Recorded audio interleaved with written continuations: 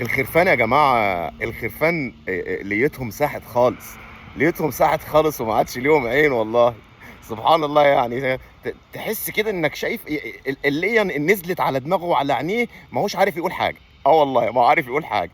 من بعد فتح المتحف بتاع المصري الكبير في بلدنا العظيمه مصر. قرايبنا بقى وحبايبنا بقى في المتاحف التانية في جميع أنحاء العالم، في جميع القارات على وجه الكرة الأرضية، جم يزورونا عشان يحضروا الافتتاح. عجبهم القعدة في المتحف وقال لك ما احناش راجعين. خلي اللي عندكم ينفعكم بقى، خلي اللي عندكم ينفعكم. آه، احنا مصريين قدماء ونفتخر فقط.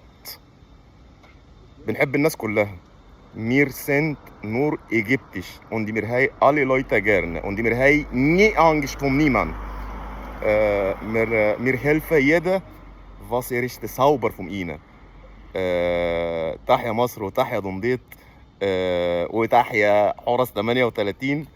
وبالعند فيكم يا خرفان. احنا على القمة وطول عمرنا نمبر 1. شيروها لهم.